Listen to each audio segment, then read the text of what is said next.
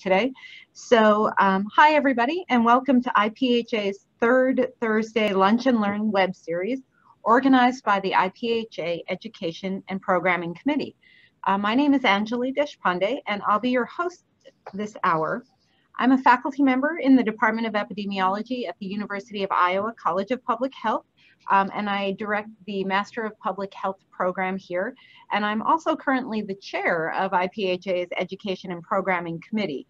So it's my pleasure to be here with you and to moderate our session today.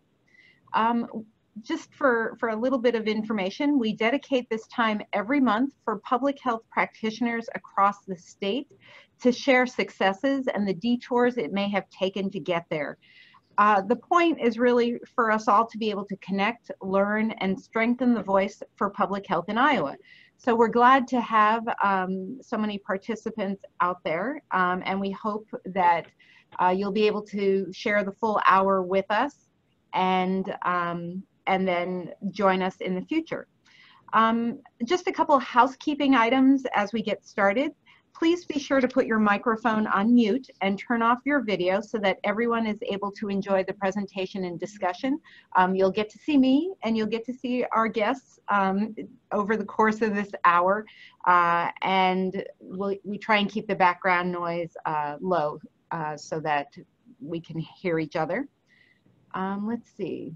Okay, at the end of the presentation, we will open the lines so that if you have questions, you'll be able to ask those questions. You can also use the chat function as part of Zoom if you would rather type in your questions. So we'll be monitoring that through the presentation, and we can provide those questions as we go.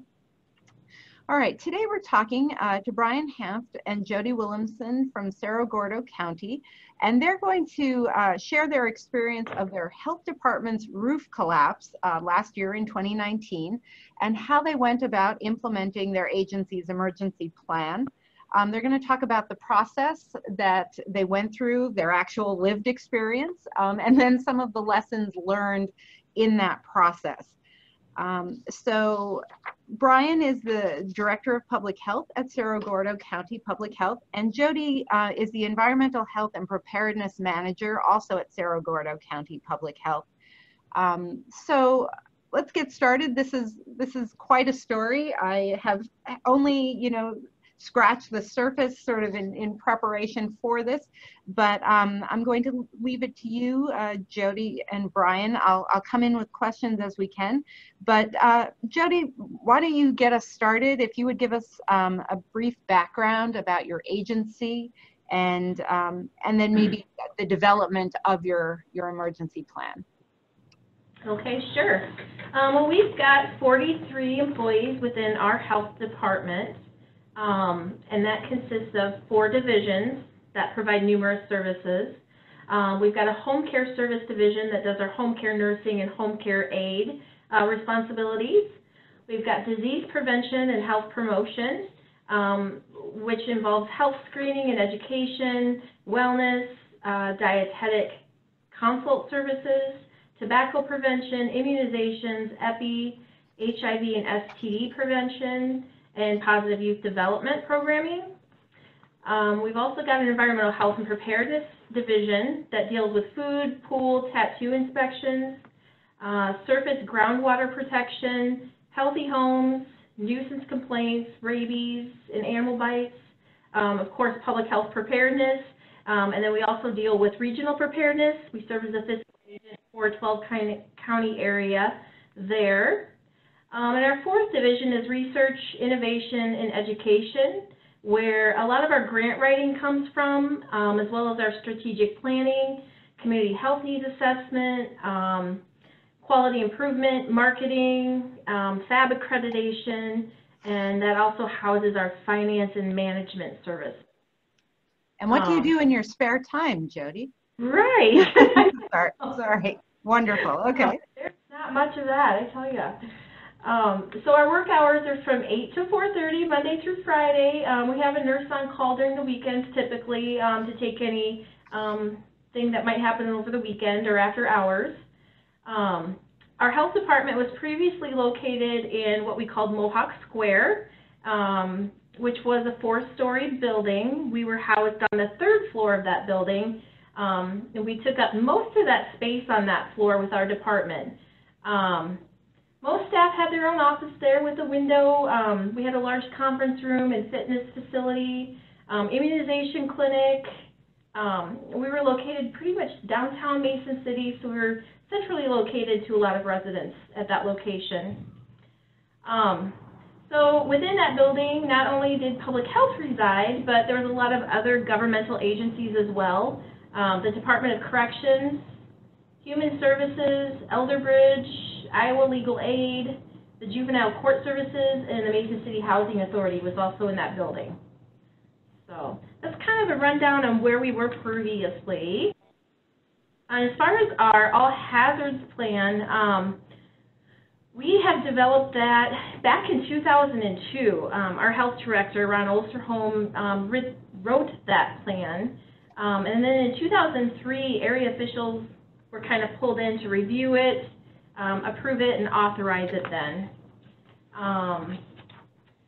Our Board of Health chair was involved in that process, as well as the health director, our Board of Supervisor chair, and then our County Emergency Management Coordinator. Our plan is divided into 15 annexes, each kind of dealing with a different area of response. So whether it's a mass dispensing clinic that we need to set up, or continuity of operations,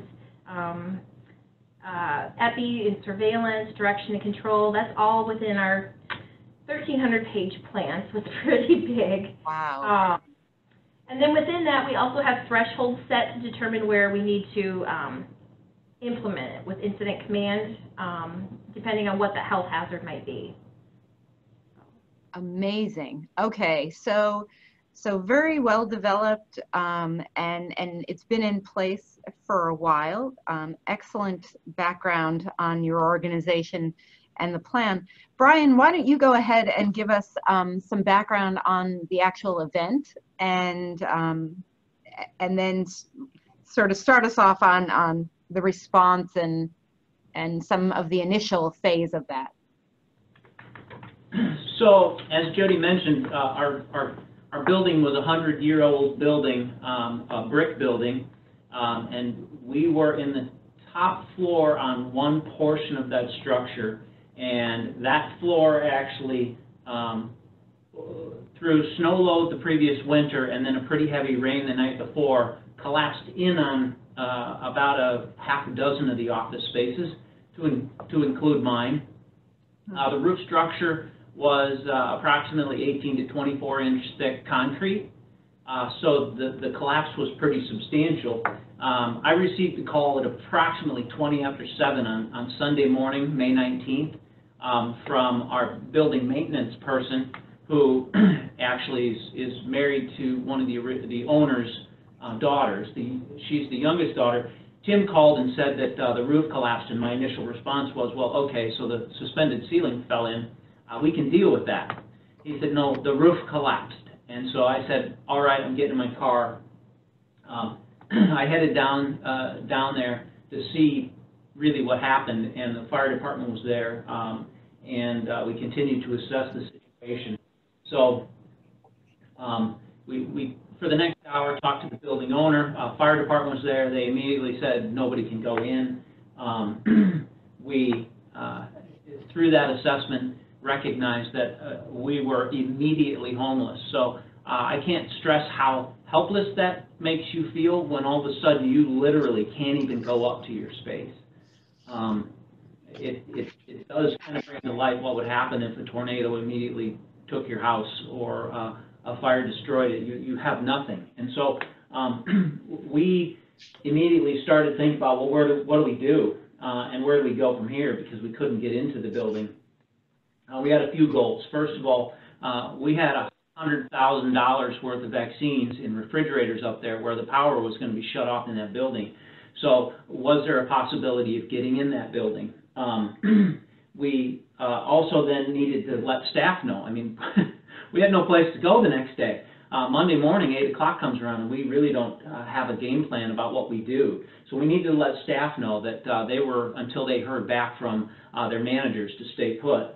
And then we knew that we needed to figure out how we're going to get our off-site secondary server up and running, which was located at our law enforcement center.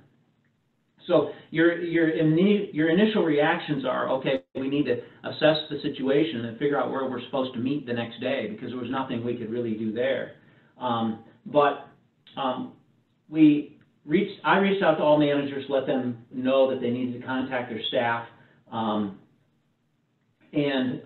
we initiated incident command, and so we had an action level yellow, so we knew who we needed to have report the next day. It was pretty much our management team and a few additional people like our IT person and our public information officer, because as soon as that happened, it took a matter of a couple of hours and the media started inquiries about what's going on. Mm-hmm. At 12:40, we were granted access with one person to go in there with the fire department and collect all of the vaccines out of the refrigerator. So we put those all into a couple of coolers. Those coolers were brought out, and those vaccines were taken to our Mercy Hospital, where we are allowed to keep our vaccines in their refrigeration system in their pharmacy.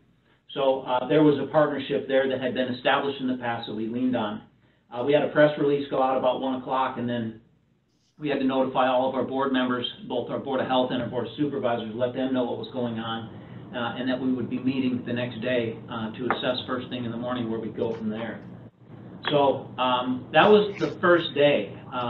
It was quite the process. It happened pretty fast. By about 2:30, we had the vaccines removed and taken to Mercy, so then we were kind of on standby until the next morning, at which point we reassessed at our local law enforcement center, which was identified in our all hazard plan through our continuity of operations documentation. So Jodi pulled out that document and notified me, hey, according to our plan, we're supposed to report to the law enforcement center as our continuity of operations site. So that's exactly what we did. So throughout this entire plan response, that continuity of operation plan was essential in telling us basically what we needed to do when.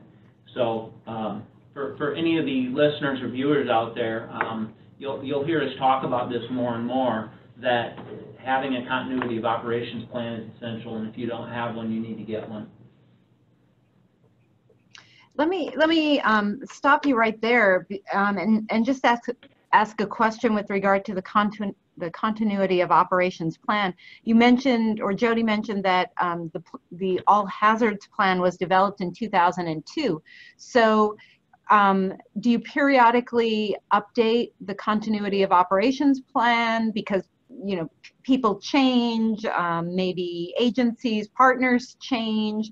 Do you do any sort of like exercises or trial runs, you know, kind of situations, just to be sure that everybody is still on the same page and it's still current?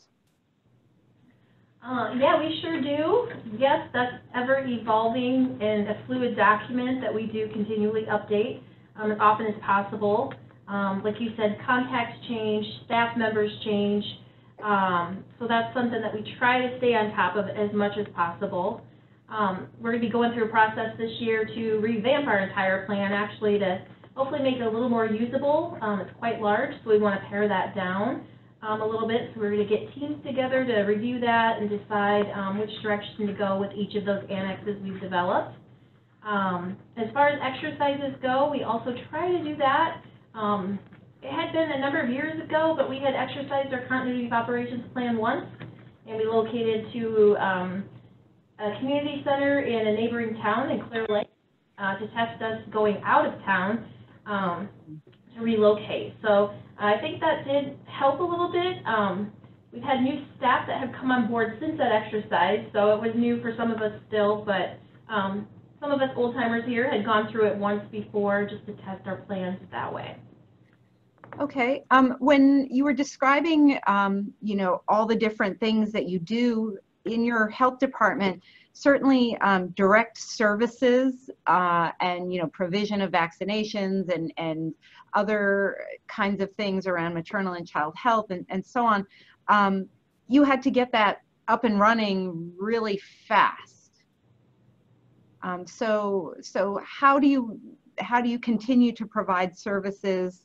Can you talk a little bit about sort of that process and how you jump right in there? So after the first day, I mean, the reaction that the roof fell in, we had to meet at the law enforcement center the next day. And we did have our nurses report that day, because the idea was we still had patients that were looking for us to show up and provide those services that they depend upon. And so nurses were deemed an essential service that needed to continue on. And so they were fantastic. Not only our nurses, our home care aid team also came in, and they didn't miss a beat.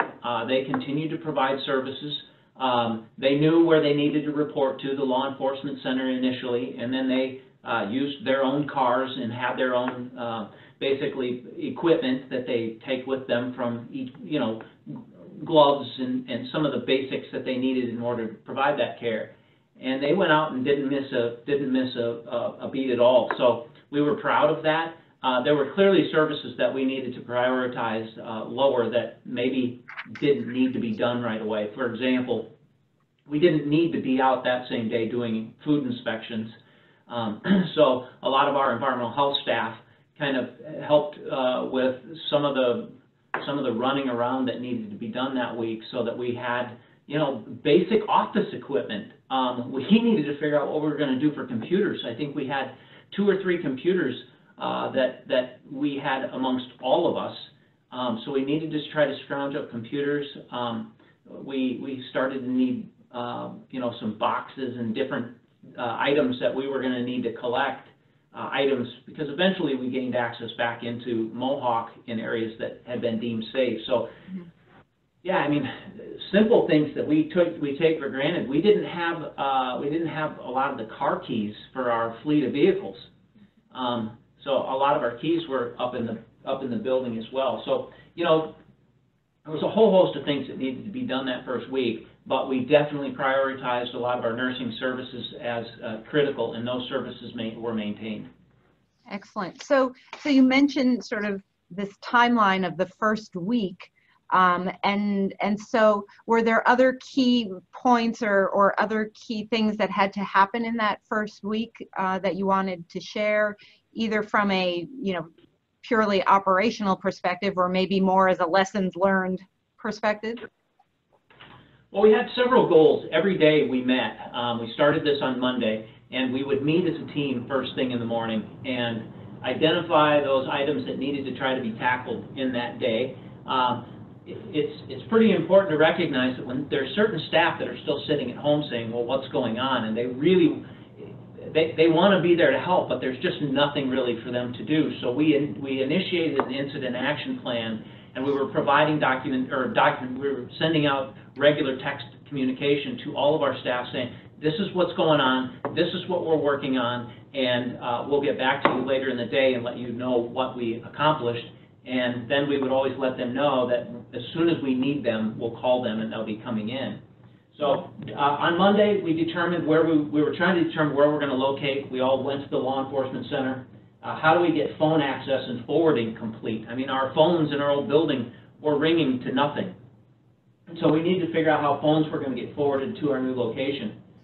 We needed to figure out resuming internet, getting our server back up and running, and email for staff. All of this stuff had to be reset up.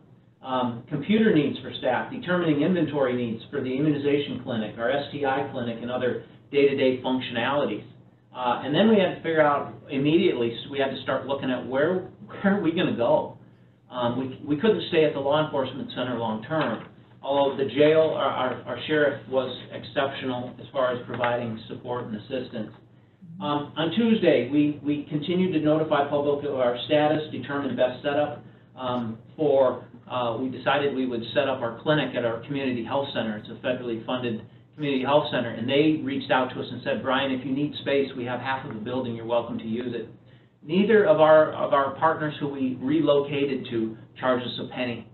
Wow. So I think that's exceptional. So we prioritized our first 10 computers. We were able to get 10 computers with some we had to purchase. Access keys for our county cars. We had to resume some of the additional day-to-day operations. And then credit cards. So all of our credit cards for our agency were up in one of the offices with levels. We needed to contact our credit companies and ask for new credit cards so that we could continue to purchase items. Mm-hmm. You know, we were allowed to go in on Wednesday and retrieve certain items, and so we had to line up trucks and moving equipment to get maybe some of our copiers and our printers and get some of those general items out that we needed. By Thursday, we were begin operating actually as an agency. We were up and pretty much fully running by Thursday at our law enforcement center and our community health center. So we're operating out of two different spaces, so it creates a bit of a management challenge for us. And then we had to continue to think about what else we might be able to get out of our old office space. And so that people have personal items at work, and they wanted to be able to retrieve some of those things. So we had to try to make time for that to happen with the owner of the building. And there was a lot of the other agencies that also had staff to want to get in, so we had to do that in kind of waves. But that's kind of the first week. We're continuing to look for long-term relocation at this particular time. We started to talk about insurance coverage for our rental spaces because you have to have insurance, and continue to set next priority levels of items that we want to retrieve out of Mohawk as we gained entry. So first week was... So you mentioned about, you know, now you were working out of two different locations. Clearly you have to notify the public because they were used to coming to you at Mohawk Square, but now you're located in different places. I'm sure you had a plan for how, you know, some services were going to be in one place and maybe other services were going to be provided in a different place. So our viewers probably know a lot more about this than I do, but how do you go about communicating that to the public, because they need those services, as you said, and how do they find you? We did a lot of marketing with that. Brian actually did a really good job. We got on Facebook Live and did a number of the Facebook Live posts to send out to the public to kind of give them an update on our situation and let them know where we had relocated.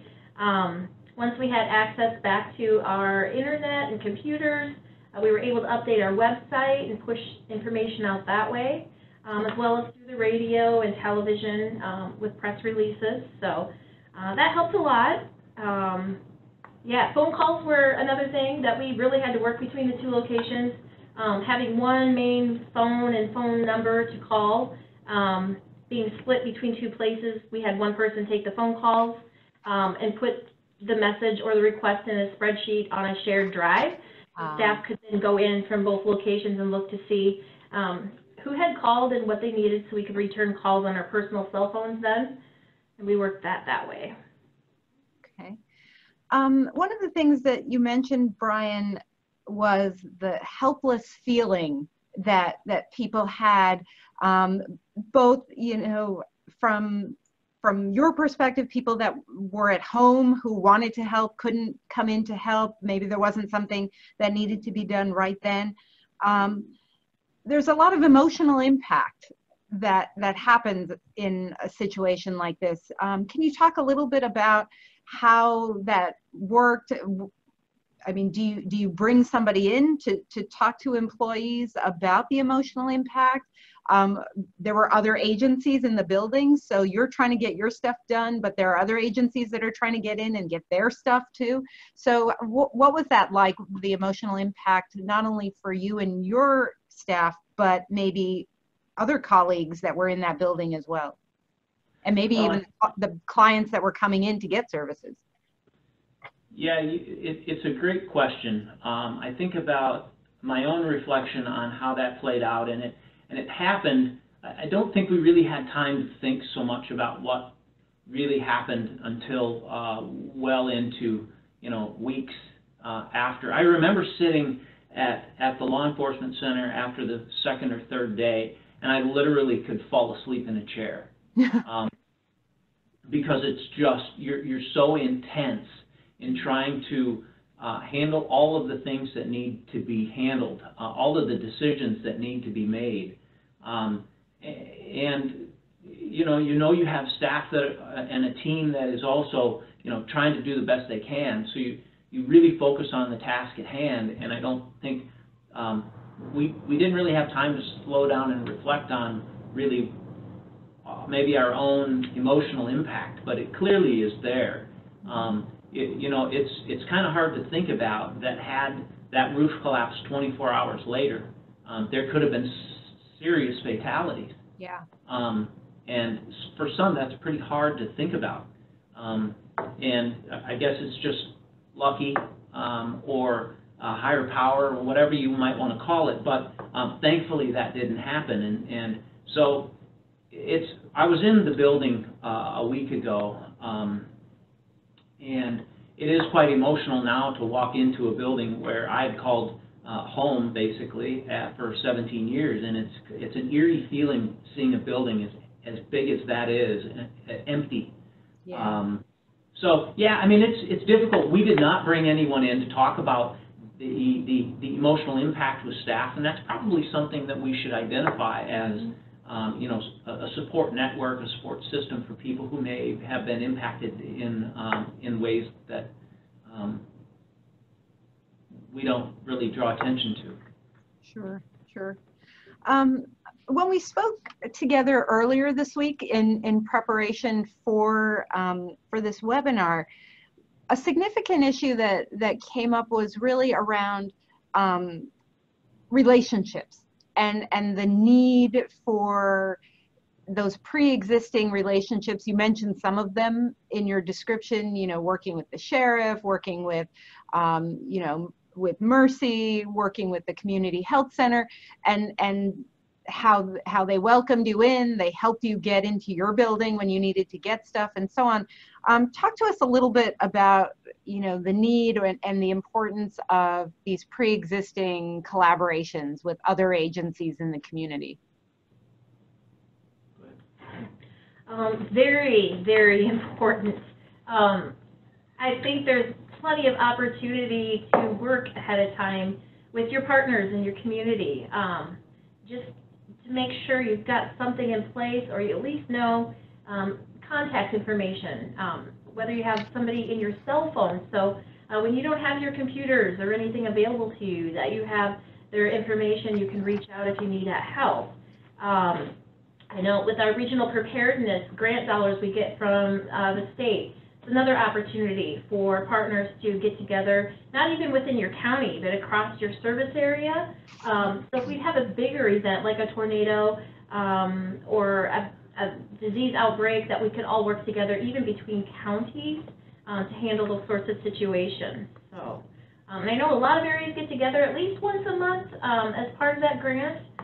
Public health, hospital, EMS agencies. So everybody's got a coordinator in their area. If you haven't been to those meetings, please reach out to your EMA or your public health department and ask about those, and make sure you get there and attend those meetings. There's a lot of good information that's shared during those times. Excellent. So, Cerro Gordo County Public Health is a fairly large health department.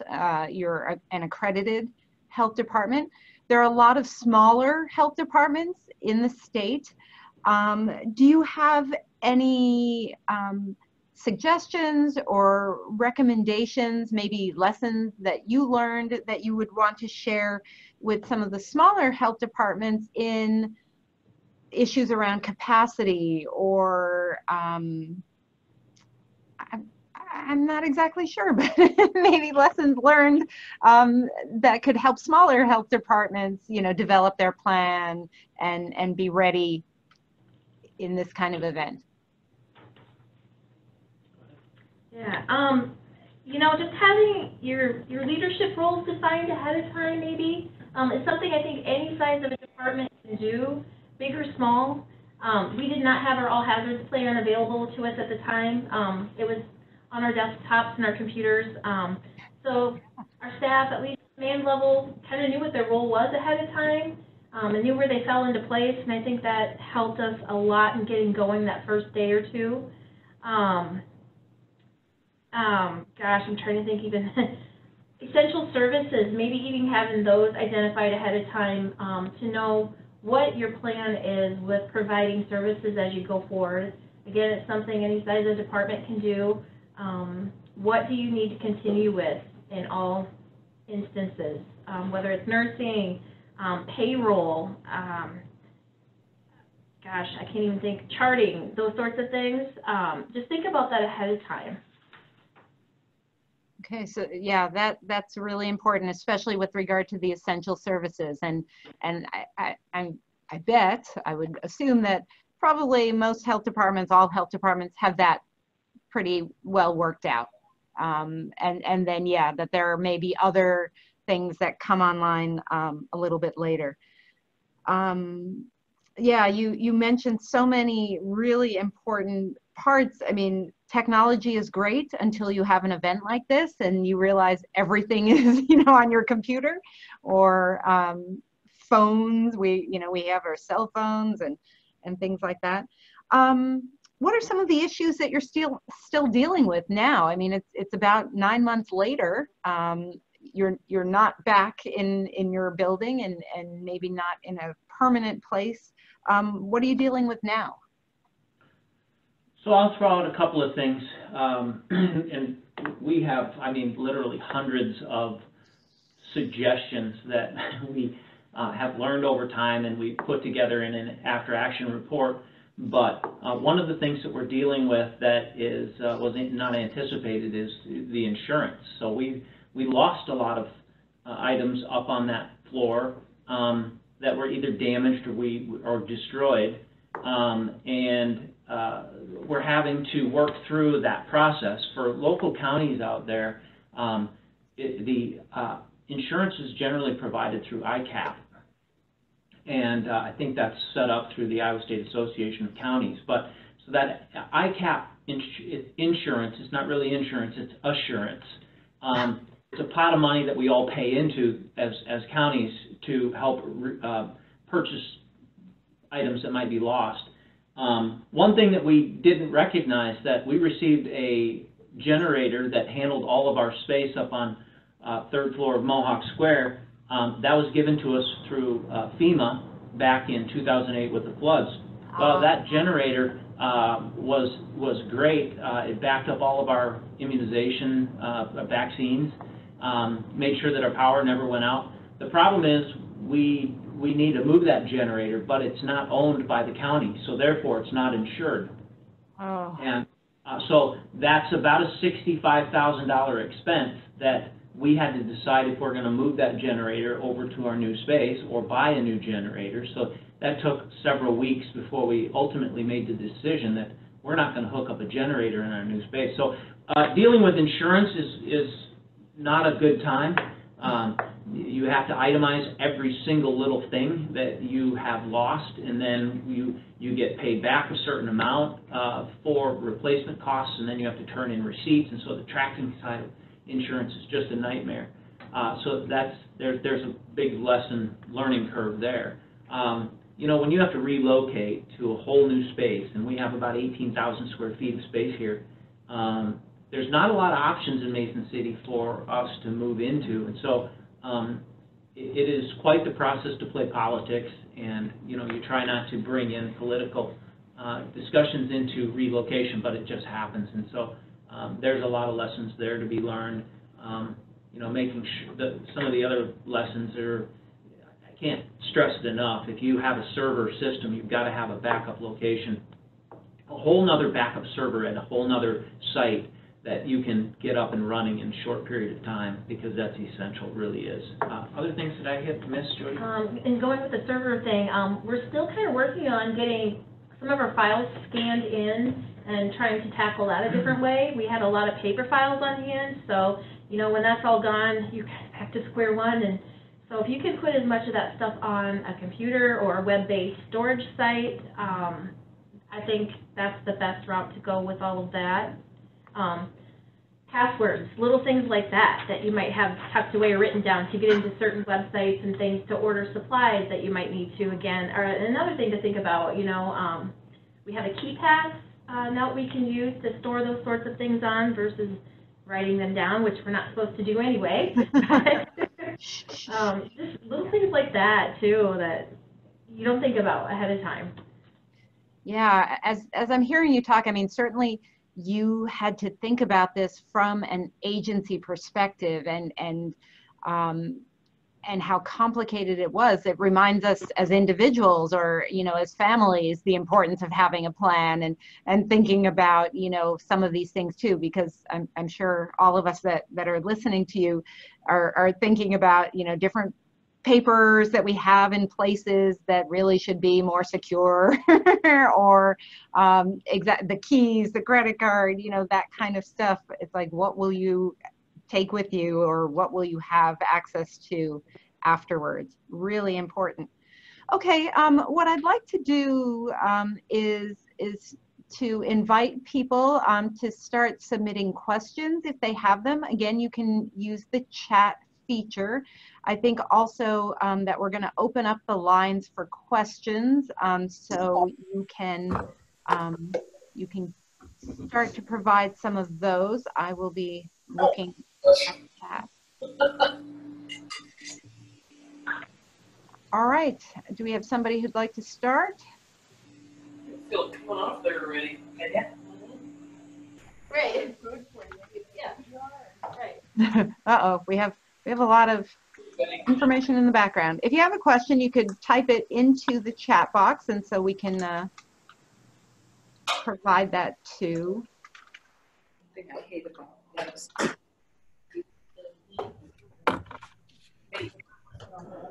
All right, well, while we're waiting, and as people are submitting questions through the chat, I just wanted to mention that that Brian and Jodi will be at the Governor's Conference this year in April to provide a session about this experience, and so you'll be able to hear about their experience and ask them questions personally, and maybe see some of the material that they have. Brian, you mentioned about the after action report. Is that something that people can get access to? Is it available through your website, or I don't know, is that something people might want to look at?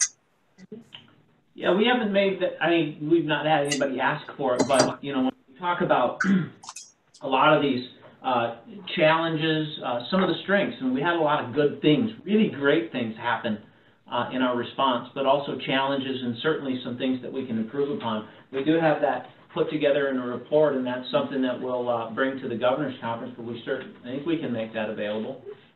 Okay, yeah, that might be something people would want to see. What does that involve? Excellent. All right, let's see. You talked about regional plans as well, and some money that is available or that comes for regional preparedness. Anything that you wanted to mention or share there with regard to regional planning? You talked a little bit about, you know, inviting people to engage in that. Anything else regionally that might be of interest? Yeah, like in our area anyway, we've got some subcommittees developed, so that's even more of an opportunity if your areas are doing the same kind of thing, to work on certain topics in preparedness, whether it's resource development and tracking, or exercise and training. We've got a specific environmental health group that meets, that tries to plan like 24/7 coverage. We've done a project with that, and we're trying to do that and replicate it on the EPI side as well. So that's kind of all under that regional preparedness umbrella that relates to that grant, and it's just another opportunity to work with your community partners in getting those sorts of things in place. Excellent. Well, I just want to remind everyone that everyone is now unmuted. If you have a question, you can jump right in and ask. Oh, okay. Well, we got a question here on the chat. This question is from Pam. As a result of this ordeal, were there any services that went unmet? Like Brian had said, during that first week, environmental health, we didn't necessarily do food inspections, things that we would do on a typical day-to-day basis. Some of those things that could be rescheduled, we did. Push them off to a later date. Nursing and home care was at the forefront of our mind to make sure that we could keep those people taken care of. Trying to think if there was any other. Pam, I would point out there, it's not necessarily services, but when it comes to billing and some of the administration side of what we do, it's so important that we continue to have cash flow. One of the problems that we identified was we had a lot of immunization records, immunization shots that had been given, but they hadn't been filed for payment yet. And they were actually in a stack in one of the offices that was destroyed. And that stack of papers, once submitted through claims, we initially estimated that about $30,000 for the revenue that we were going to lose out on. We were able to kind of pull some of those records and track down some of that information, and it turned out to be about $57,000. So not a direct patient service, but a service within our department that we struggled to get really back up and running. The other thing is our services are available at our offices, and when our offices aren't there, then we can't provide those services directly. When we had to move to a new location for a lot of our services at the community health center, people didn't always know where to find us. We were marketing as much as we could, but it did impact our budget and our business. So it took a while for people to start to relocate where we were. And so we didn't stop doing field services per se, but people were not finding us as easily for our in-office kind of services. So we did see a decline in the number of immunizations that we did, STI testing that we were doing, and those sorts of programming. Okay, well, we're starting to come up to the end of our hour. Did you have any sort of final thoughts or things that you wanted to share or to reinforce with folks about your experience and where you are right now? One more thing I'll tack on to what all agencies can do would be to take an inventory of what you have, maybe, like your big items at least. So you've got those for insurance purposes or to replace if you have to, maybe as well as like office supplies. So it makes it a lot quicker and easier when you go to get rolling again, that you've got all that stuff in a list, you know kind of what you had before, and you can go forward quickly with that then. Excellent. The thing I would just say to people is that the likelihood of your office space roof collapsing is probably just about zero. However, people are paying attention to what's happening with coronavirus. Okay, sounds good. And the potential big long-term impact to our agencies. Having continuity of operation plans and all hazard plans are really essential. And Jodi hit on it, but I'm going to put in another plug about the regional preparedness. If you're not currently involved with your regional preparedness, especially those at the local public health level, please, please, please re-engage with them, because it is essential that we be able to respond as a region and as a state for that matter. So that there are dollars there. Our region struggles to get a good turnout for those meetings, and so we continue to work on that. So there's my shameless plug for regional preparedness, making sure people get involved in that. We'll take it. We're public health. We go for shameless plugs. I like that. All right. Well, I want to thank both of you, Brian and Jodi, for sharing your experience, your thoughts, you know, your sort of reflections back on the event last year, and to thank you thank all of the people that have joined us today, who shared their lunchtime with us. We hope that everyone will join us again for lunch next month on March 19th, when Deb Kazmierzak will talk with us about community health workers and the role that they play in public health. So we have an interesting session on tap next month in March. The IPHA Education and Programming Committee is still planning for the rest of the year. So if you have a particular topic that you want us to provide a webinar on, we can try and do that. Better yet, if you have something you want to share with your fellow public health practitioners, please contact us, and we're happy to reach out and see if we can set up a webinar featuring you and the work that you do.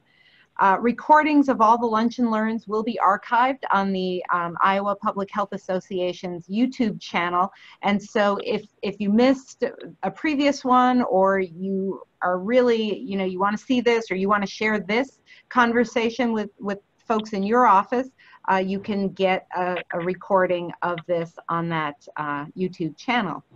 So I thank everybody. I thank you, Brian and Jodi, again, and thank everyone for tuning in, and we'll see you again next month. Thank you. Thank you. Thank you.